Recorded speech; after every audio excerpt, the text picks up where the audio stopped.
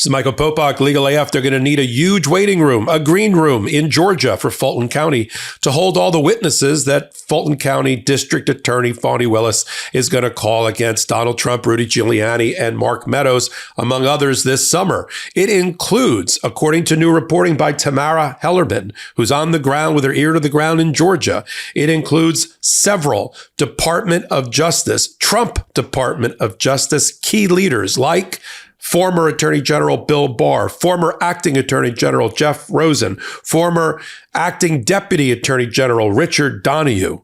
If that's not enough, and we'll talk about each of them and what they'll testify to, Steve Bannon, who is part of the war room in leading up to Jan 6th, a now convicted felon related to obstruction of Congress. He's on the list. Cassidy Hutchinson, Mark Meadows' right-hand person who worked closely with him, who's written a memoir, testified to the Jan 6 committee after she got rid of Donald Trump's self-appointed lawyer, has testified and cooperated with the Georgia prosecutors, with the D.C. prosecutors, that Cassidy Hutchinson, and of course, Mike Pence, which I did an earlier hot take on, who apparently was surprised that he'd be called in Georgia.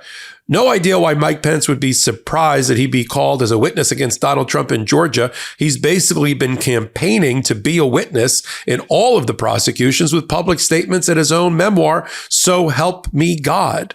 In Georgia, as I said in an earlier clip, Mike Pence declared not once but twice that there was no election fraud in Georgia, that Georgia's election had integrity and wasn't compromised, and Donald Trump lost. And that he told the boss that Donald Trump lost, that Donald Trump knew that he lost, and that he also knew that Mike Pence didn't have the power to stop the peaceful transfer of power. That Mike Pence, that's why you're testifying. But let's focus for now on the Department of Justice, on Jeffrey Rosen, Bill Barr, and Richard Donoghue, and why they're being called.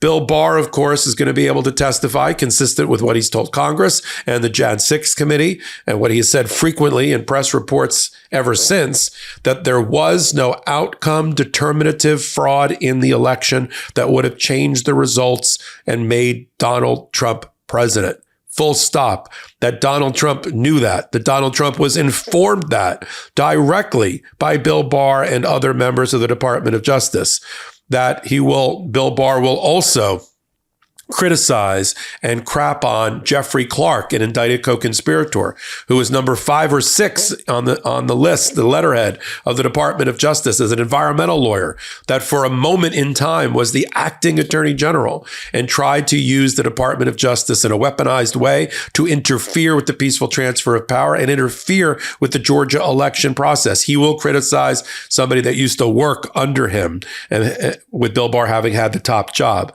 Jeffrey Rosen, acting attorney general after Bill Barr stepped down. Richard Donoghue, acting deputy attorney general.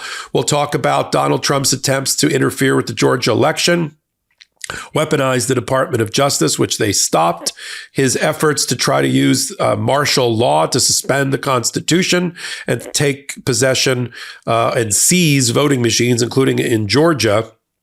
They will also testify that based on what they saw, there was no outcome determinative fraud. It was a safe and secure election, one of the safest, if not the safest in U.S. history, and that Donald Trump knew or should have known that he was campaigning to stay in office and resisting peaceful transfer based on a lie. Think about the power of these members of the Trump administration, right, with R's next to their name, testifying as lawyers, as leaders of the Department of Justice for Donald Trump against Donald Trump, Mark Meadows, and Rudy Giuliani at trial. Think about it.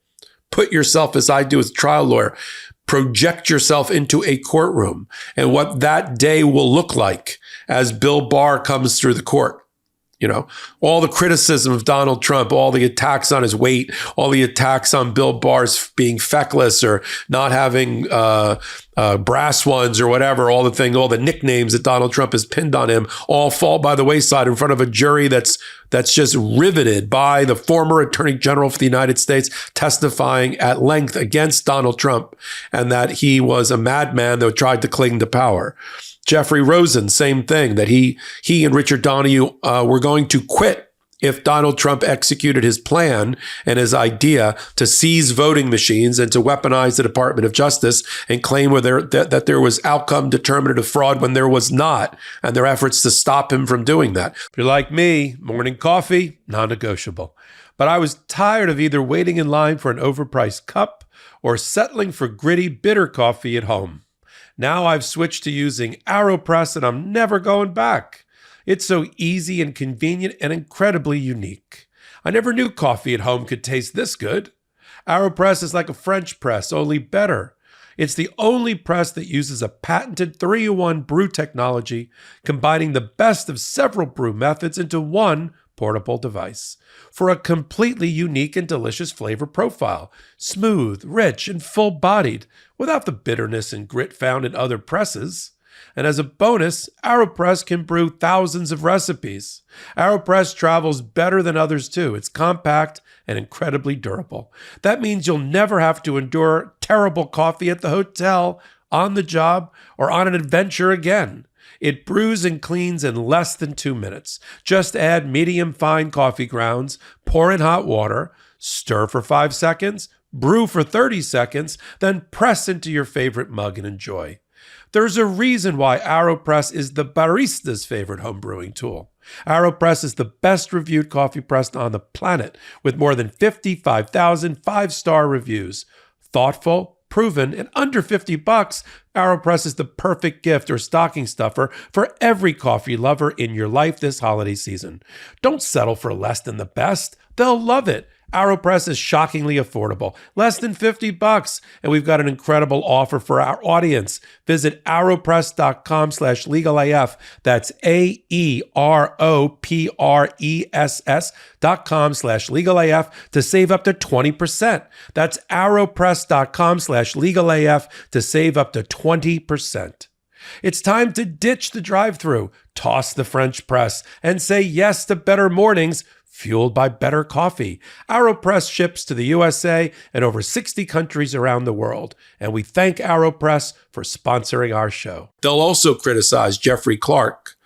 They'll also testify about the role of Mark Meadows in all of this, including the Georgia election interference, which is the reason Mark Meadows is still being prosecuted and won't get a plea deal from Fani Willis, even though he's cooperating with the Department of Justice. It's because she has, Fani Willis, the district attorney, in her toolbox, has more evidence that connects Mark Meadows to Georgia, which is the focus of her prosecution, which is different than the DC election interference case for Jack Smith. Let's turn now to Cassidy Hutchinson.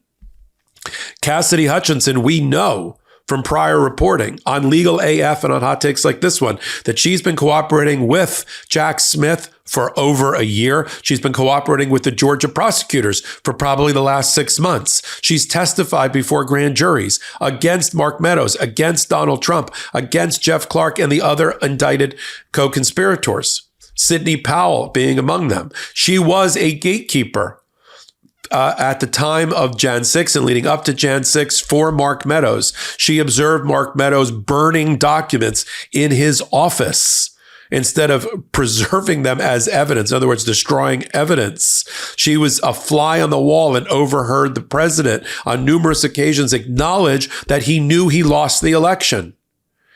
She was there for, and will testify as she did at the Jan 6 committee, about Donald Trump trying to commandeer the Secret Service vehicle to take him and lunge for the steering wheel to take him to the Capitol to help lead the charge against the cradle of our democracy and the attack on the Capitol. She will testify about Donald Trump telling his Secret Service to drop the magnetometers. He didn't care if all of these people that were coming to listen to his speech had weapons because they didn't have weapons to try to kill him. And then he pointed that weaponized group directly at the Capitol and said, "I'll see you there." She is going to testify about all of that and the hopes and dreams and secret comments of Mark Meadows that they will therefore use against him in the case, in the conspiracy case, which also helps the overall case of conspiracy against Donald Trump. So that's Cassidy Hutchinson. Steve Bannon was in the war room with Mike Flynn, and others, trying to plan in real time the Jan 5 and Jan 6th insurrection and leading up to it at the Willard Hotel. Steve Bannon is in the room directing traffic, making decisions, coordinating with the campaign, with the lawyers for Donald Trump like Rudy Giuliani and Sidney Powell and others, and Donald Trump himself through Mark Meadows, what's going on and how Jan 6th and the rioting at Jan 6th would be used to stop the peaceful transfer of power. Steve Bannon, already a convicted felon, 2 counts of obstruction of Congress, awaiting a sentencing after appeal to go to jail. So we have the Department of Justice, the Republican Trump-picked Department of Justice, and what they did to tell or speak truth to power and stand up to Donald Trump. We've got Steve Bannon, whose credibility is already tremendously compromised by being a convicted felon himself, which the jury, of course, will know about. Cassidy Hutchinson and her courageousness reflected in her memoir about things that happened to her as she was a witness for history. And she'll testify against Mark Meadows and Donald Trump and Jeffrey Clark and the rest. And this is just the tip of the iceberg of Fani Willis's witness list. Many of them, I'm sure, are surprised. For some reason, Mike Pence was surprised, as I reported earlier in this hot take, that he would be a witness.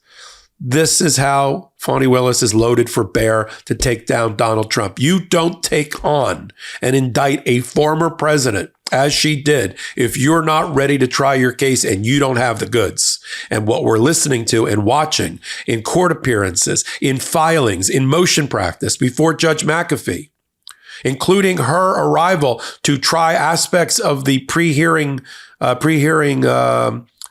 hearings already, is we're watching a masterful performance by the Fulton County District Attorney's Office. If anybody didn't think they were ready for prime time and there's some backwater prosecutor's office, wake up, wake up.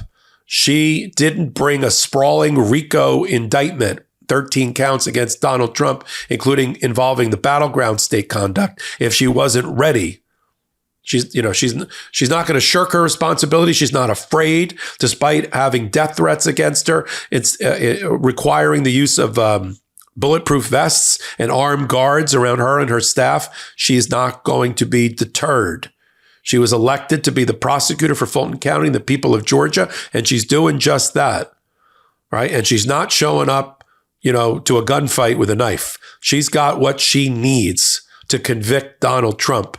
And that's what we're watching day in and day out, including with the revelations about this witness list. We'll continue to follow what is happening in Georgia. It's important.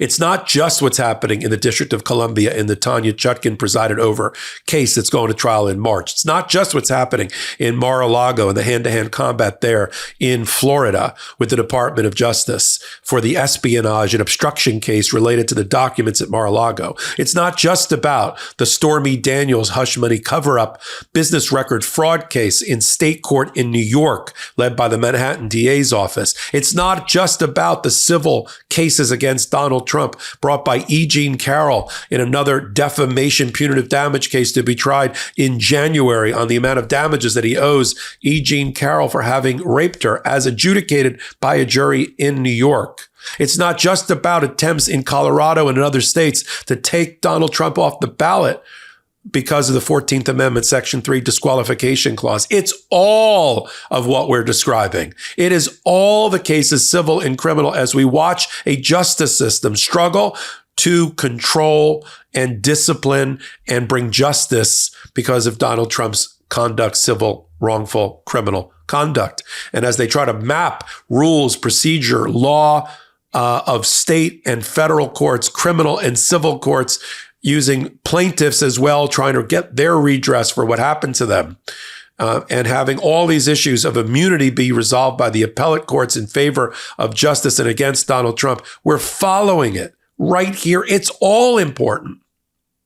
And that's why we founded a show called Legal AF on the MeidasTouch Network. It's the only place we do it, exclusively there, one place, MeidasTouch Network, Wednesday nights and Saturday nights at 8 p.m., You can join me and my colleagues, Ben Meiselas, Karen Friedman-Agnifilo, for that long format. We do 5 or 6 stories like this one, but we do it together and we debate it with our own trial experience and backgrounds. And then it's on audio podcast platforms of your choice. Follow hot takes like this one. Leave me a thumbs up. Give me a comment, or the opposite. It helps with the ratings. It helps keep me on the air. So until my next hot take, until my next Legal AF, this is Michael Popok reporting. Hey, Meidas Mighty, love this report? Continue the conversation by following us on Instagram @MeidasTouch to keep up with the most important news of the day. What are you waiting for? Follow us now.